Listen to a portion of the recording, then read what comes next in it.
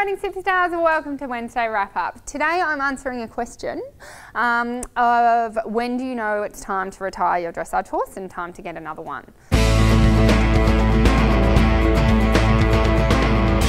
So, loaded question, and I wouldn't dare presuppose to answer that for anyone else but myself. Every single person has a different journey with their horse and a different situation and a different goal, so you need to work it out what it is for you. All I'm happy to do is explain what I did. So I feel, firstly, how do you know it's time to retire a horse? When they can't give 100%, when there's some niggly injuries that are causing some blockages and they can't move as freely as what you want them to do, and when you just know. So I just knew with Arbor he was not up to being at top level competition anymore, and there was nowhere else for him to go. He had gone from scoring 50% in Grand Prix to 62% in Grand Prix, and it was a beautiful journey and I will love him forever for it, but he didn't have a 70% in him or even a 65, so it was like, okay, I can keep pushing him, and I don't know if that's fair, so what I'm going to do is,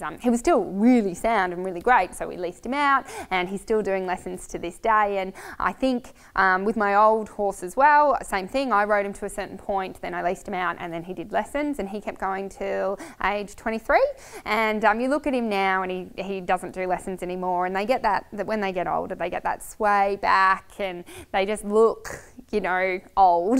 And so I feel the more in work that you can keep them for as long as possible, the better. But just what that work looks like is going to be different for every person.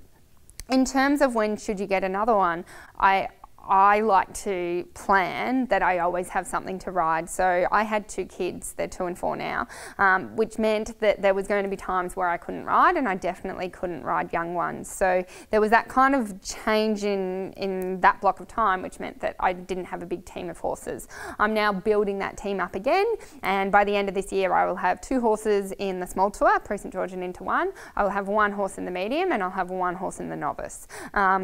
That's a good range for me because I've got young horses coming up, and obviously the small tour horses are going.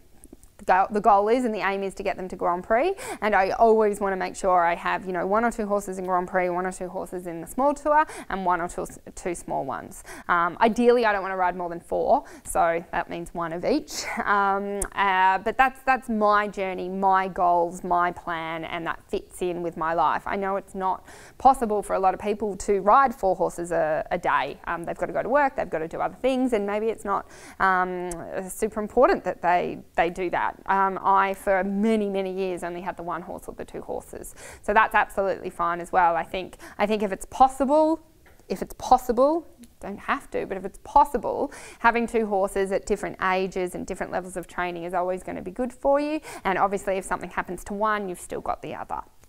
So trust that answers your question. Have a great riding week, and I'll see you soon. And if you would like more riding help with any specific riding challenge, check out my website www.yourridingsuccess.com. You can get heaps of free resources in there to help you with your riding and to take your riding to the next level.